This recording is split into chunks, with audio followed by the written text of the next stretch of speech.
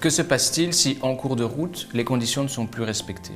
Par exemple, vu que le maître d'ouvrage ou l'acquéreur doit continuer à habiter dans l'habitation pendant 5 ans, ça doit être son habitation propre et unique, on peut imaginer qu'après un certain temps, après 1 an, 2 ans, 3 ans, soit il revende l'habitation, soit il acquiert une seconde résidence, ou alors la limite de 200 mètres carrés n'est plus respectée s'il ajoute une véranda à son habitation. Donc dans ce cas-là, ça veut dire que les conditions ne sont plus respectées. Alors que se passe-t-il?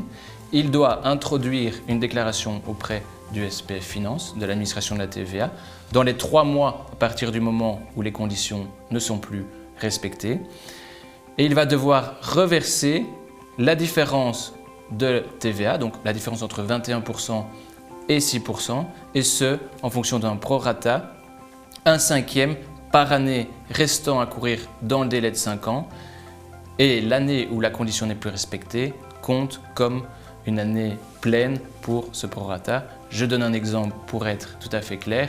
Imaginez qu'une personne acquiert une habitation avec l'application du taux de 6%, elle en fait son habitation propre et unique, et puis au cours de la 3e année, elle la revend ou alors elle acquiert une seconde résidence.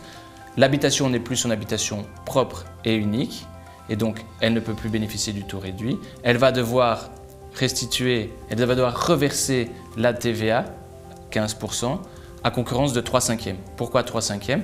La 4e et la 5e année, mais également la 3e année, parce que c'est au cours de la 3e année que la condition n'est plus respectée.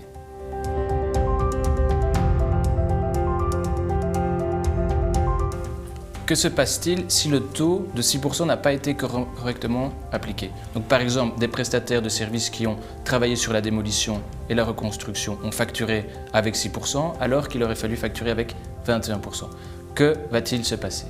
On a vu, pour bénéficier du taux réduit 6%, il faut qu'avant que la TVA ne devienne exigible, une déclaration soit introduite par le maître d'ouvrage auprès du SPF Finance. Mais cette déclaration-là, une fois qu'elle est introduite, elle va décharger les prestataires de services de leur responsabilité quant à la détermination du taux. Ça veut dire que l'administration ne pourra pas se retourner vers eux pour aller récupérer les 15% de TVA, la différence entre le taux de 21% et de 6%. Il en va de même de la livraison d'un bien immeuble suite à la démolition-reconstruction. Si le taux de 6% sur cette livraison n'a pas été correctement appliqué, alors le vendeur va être déchargé de sa responsabilité pour autant que lorsqu'il a introduit sa déclaration, la déclaration qui doit être introduite avant que la TVA ne devienne exigible, s'il a fait signer cette déclaration par l'acquéreur, il va être déchargé de sa responsabilité quant à la détermination du taux.